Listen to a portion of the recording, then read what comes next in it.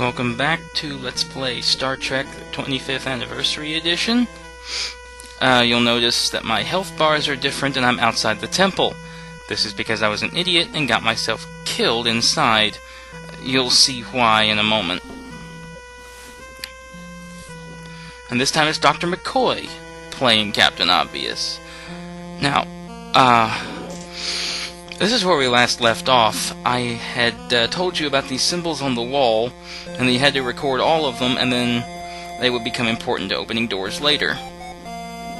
But what I didn't tell you was that down this path, there's another one of those creatures. You see it pretty much toward the end. I had killed it when I initially saw it. And here it comes. I copied down all these symbols, and then I was on my way back to where I had left off, so that I could make a seamless transition, and I didn't know the thing respawned, and it killed me. So, yeah.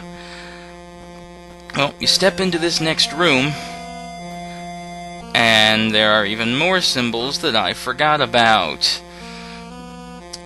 So, I'm going to go ahead and copy these down.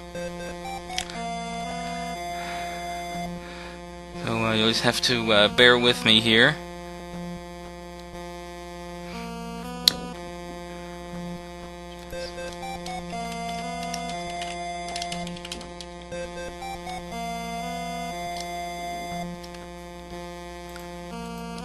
I've actually got Notepad open so I can type these.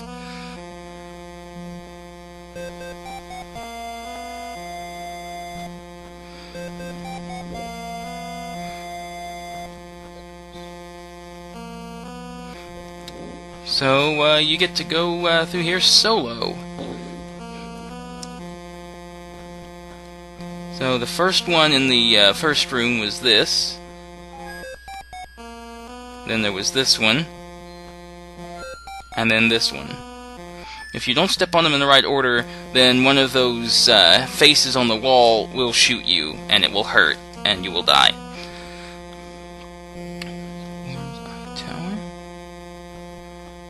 I apologize if you can hear me mumbling to myself, reading off my notes. I've given these names based on what they look like. Like the last one, when I was a kid, it reminded me of the Eiffel Tower, so I always called it the Tower. So, yeah.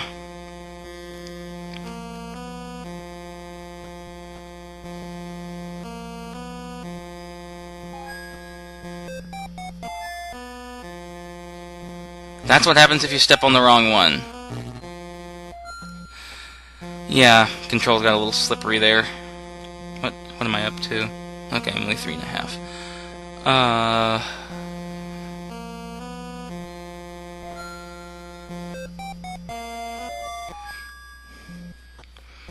And then you wind up in this room here, where there are even more symbols.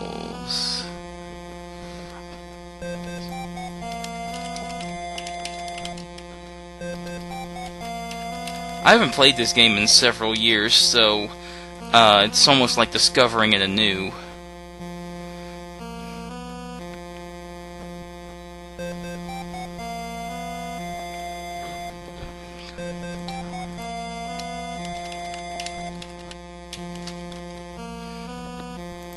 This is actually the most complex puzzle in the game, I think.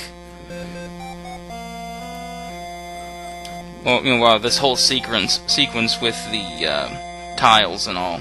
Okay, so you have to touch these in the order that they run on the two, I guess you could call those tablets or wall segments or whatever.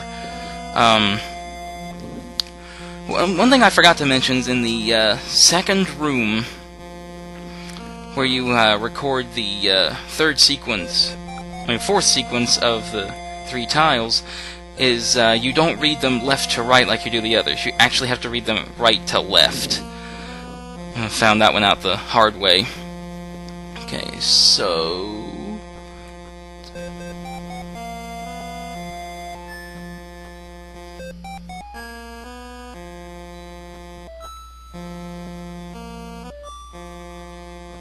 And you have to step away from these each time, or you'll trigger the wrong one in the sequence. But hitting them in the correct sequence triggers the computer.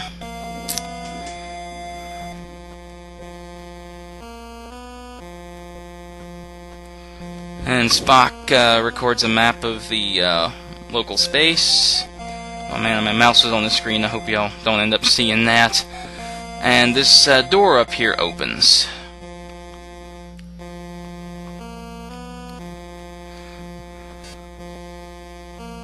Walk up to one of the terminals and scan it, and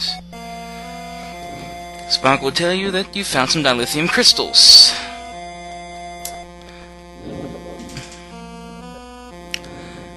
Scotty will beam a small sample of the crystals up to the Enterprise to power the engines, and then you leave the alien computer on and running.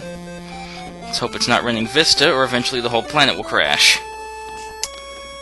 Okay, so now we go over to Mr. Scott.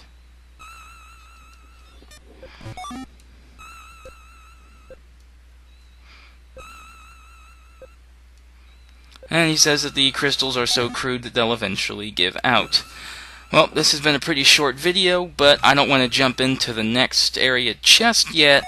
So I'm going to go ahead and sign off, and I will meet you in the next video where we head to another planet. Kamen Rider Gumo, signing off.